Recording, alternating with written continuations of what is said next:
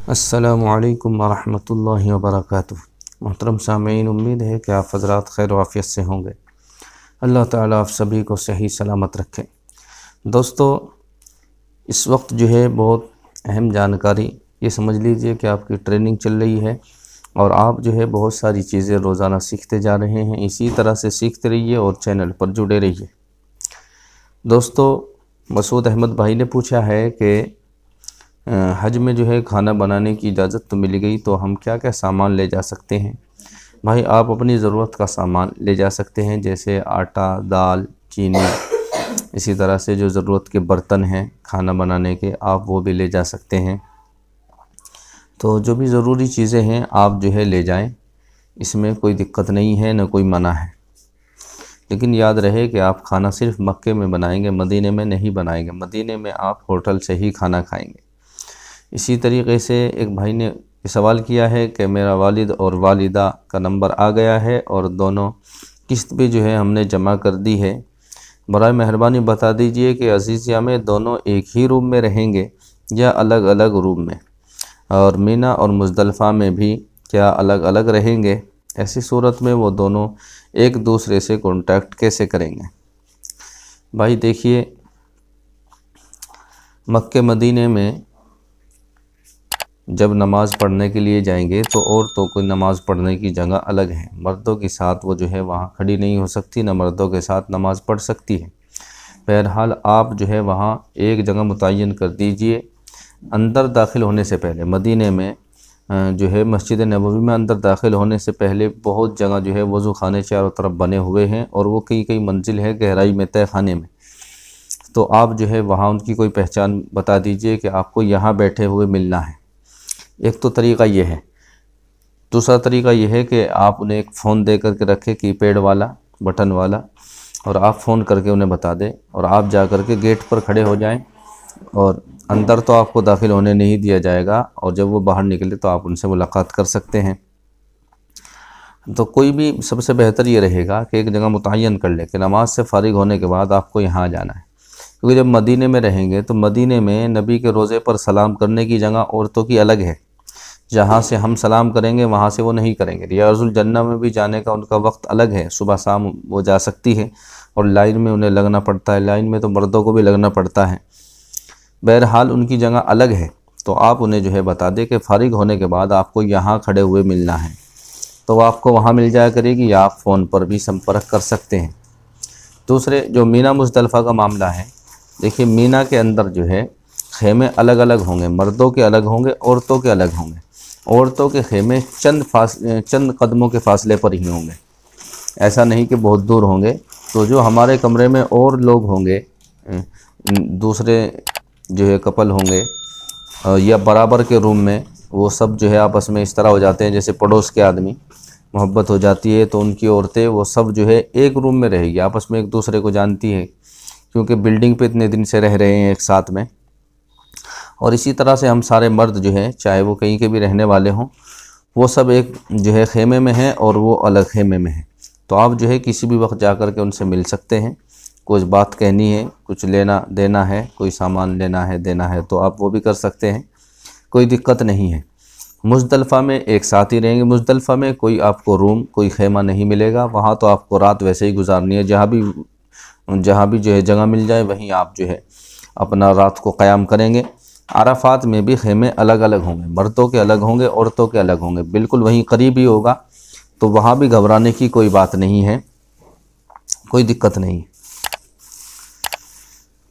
दोस्तों, इसी तरह से शफीक भाई ने पूछा है कि गुजरात में वेटिंग नंबर 978 है, 991 तक चांस है, बताओ। नहीं भाई, चांस मुश्किल है, इतना ज़्यादा जो है मुश्किल है। इसी तरीके से एक भाई ने पूछा है कि सर एमपी वालों की जो है वेटिंग लिस्ट कब तक आएगी। मेरा नंबर जो है 687 है, बताइए भाई। वेटिंग लिस्ट जो है, इसकी लिस्ट कोई नहीं आएगी। जैसे ही जगह खाली होती है फ़ौरन उसके पास एसएमएस भेज दिया जाता है सीरियल नंबर के हिसाब से। तो आपके पास नहीं आया तो समझो आपका नंबर नहीं आया है। लेकिन अभी भी चांस है, तीसरी किस्त जमा होने के बाद तक भी चांस रहता है, हो सकता है आ जाए, आप इंतज़ार करें। इसी तरीके से एक भाई ने पूछा है कि मौलाना बराए मेहरबानी बताए कि हज जो है मौलाना ये बताया कि बराए मेहरबानी हज का मुकम्मल ख़र्चा कितना आएगा। भाई मुकम्मल ख़र्च के बारे में अभी ऐलान नहीं हुआ है, लेकिन आप 4 लाख मान करके चलिए 2100 रियाल समेत 4 लाख में आपके 2100 रियाल भी आ जाएंगे और आपकी जो है किस्तें भी जमा हो जाएगी। बाकी अभी जैसे ही फ़ाइनल ऐलान होगा उसके बाद आपको बताया जाएगा और वो होने ही वाला है बहुत जल्द। इसी तरीके से अमन भाई पूछा है कि मेट्रो सर्विस हज के लिए कितने दिन रहेगी। भाई हज में जो है 2-3 दिन आप जो है मेट्रो में सफ़र करेंगे।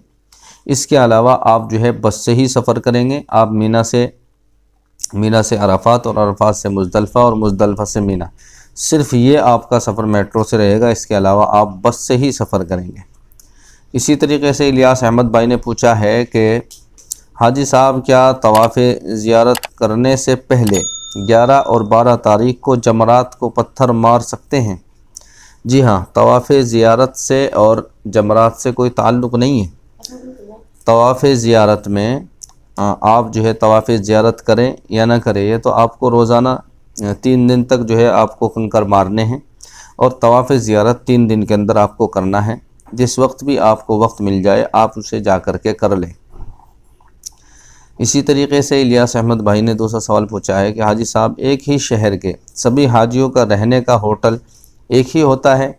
हम 40 लोग एक साथ ही शहर के हैं, एक ही शहर के हैं, हमें क्या एक ही फ़्लाइट में सफ़र कर सकेंगे।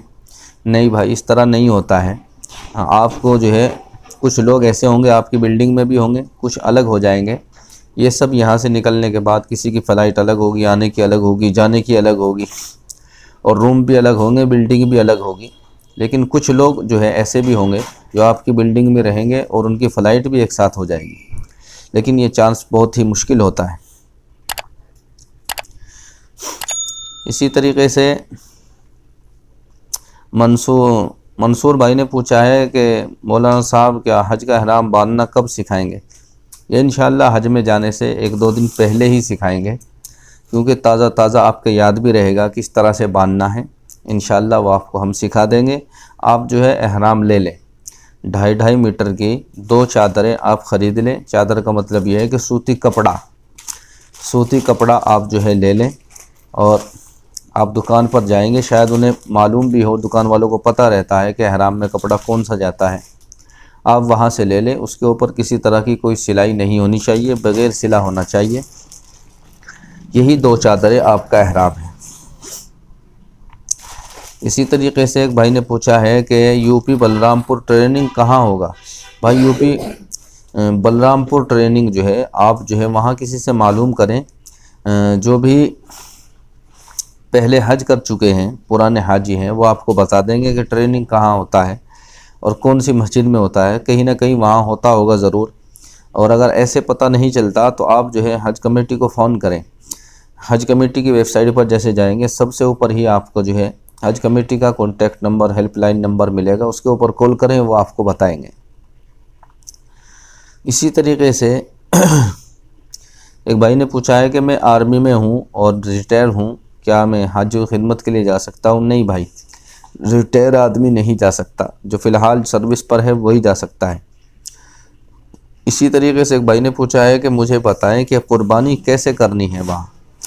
भाई वहाँ कुर्बानी जो है आप अगर ख़ुद करना चाहेंगे तो आप जो है जानवरों की जो मंडी है आप वहाँ जाएंगे, कोई भी जो है गाड़ी वाला आपको वहाँ छोड़ देगा।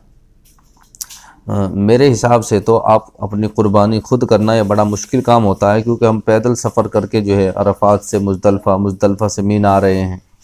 अब कंकर मारनी है, फिर पैदल ही आपको जो है मंडी जाना पड़ेगा, क्योंकि उस दिन जो है सवारियों का मिलना मुश्किल, और मिल भी जाए तो भीड़ इतनी है उसके अंदर सवारी नहीं चल पाती। तो आपसे मेरी गुजारिश है कि मदरसा सोलतिया पहुँच जाए। 10 रुपये लेगा, 10 रियाल लेगा टैक्सी वाला, और वो आपको मदरसा सोलतिया ले जाएगा, जो हज़रत जी मुफ्ती इफ्तिखारुल हसन कांदलवी रहमतुल्लाह अलैह के दामाद का मदरसा है। वहाँ जो है बहुत अच्छी तरीके से कुर्बानी की जाती है। जिस वक्त आप कहेंगे उस वक्त वो कुर्बानी करेंगे, तो वो आसान रहेगा। फ़ोन करके आप उन्हें बता दीजिए कि मेरी कंकड़ लग गई है, मेरी कुर्बानी कर दीजिए। जब कुर्बानी हो जाए उसके बाद आप जो है हलक कराएँ, अपने बाल वगैरह कटा लें और उसके बाद जो है गुस्ल करके ihram उतार दें और अपने असली कपड़ों में आप आ जाएंगे। इसी तरीके से साकिब भाई ने पूछा है कि दूसरी किस्त की पर्ची हज कमेटी में जमा करनी है कि बाद वो भी अपनी तरफ से कोई जो है पर्ची हमें देंगे। भाई वो कोई पर्ची हमें नहीं देंगे, आपको जो है तीनों किस्तों की पर्ची जमा करनी है और आप अभी करना चाहें तो कर सकते हैं, बाकी आप साथ में भी ले जाना चाहें, जब आप अपना पासपोर्ट लेने जाएंगे उस वक्त भी आप जमा कर सकते हैं। इसी तरीके से शफीक भाई ने पूछा है कि दुआ करें कि हज के अरकान जो है अच्छी तरह से पूरे हो जाएं, अल्लाह ताला आपका हज करना, क्या सभी का हज करना आसान फरमाए। इसी तरीके से मेहदी हसन ने पूछा है कि हाजी साहब जैसे कि ईदैन के दिन इशराक की नफिल नहीं होती है, क्या हज के दिन भी इशराक की नफिल नहीं होती है? नहीं भाई, हज के दिन आप कोई नफिल नमाज नहीं पढ़ेंगे, आप जो है इशराक वगैरह की नमाज नहीं पढ़ेंगे। इसी तरीके से सोनू भाई ने पूछा है कि हज़रत मेरा सवाल ये है कि मक्का और मदीना और हज में लेडीज़ और जेंट्स कहाँ कहाँ अलग नमाज़ें पढ़ेंगे और कहाँ कहाँ साथ में पढ़ सकते हैं, और अगर वहाँ भीड़ में खो जाएं तो एक साथ एक दूसरे से अलग हो जाएं तो कैसे मिलेंगे?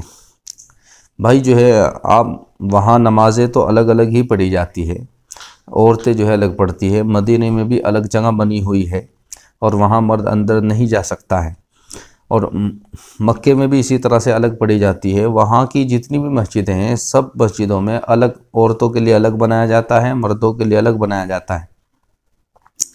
बाकी आप उन्हें कोई भी जगह बता दिया करें, तय कर ले कि रोज़ाना यहाँ आकर के खड़ा हो जाना है, कोई पहचान बता दे तो वो वहाँ आपको मिल जाया करेगी, या आप जो है फ़ोन दे करके उन्हें रखें ताकि फ़ोन पर कांटेक्ट हो जाए कि कहाँ है। हो सकता है उनका अभी तवाफ़ पूरा ना हुआ हो, तो फ़ोन सबसे बेहतर है। इसी तरीके से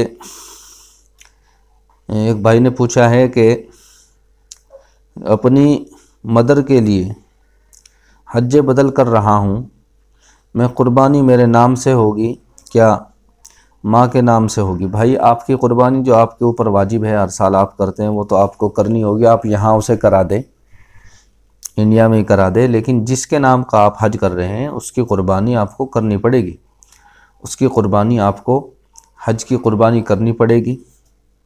अगर आपकी माँ ज़िंदा है तो उनकी कुर्बानी जो है यहाँ इंडिया में भी करनी पड़ेगी, वहाँ भी करनी पड़ेगी, और अगर वो दुनिया से रुखसत हो गई है तो आप उनकी कुर्बानी, हज की कुर्बानी करेंगे सिर्फ़, और वो मक्के में ही करेंगे।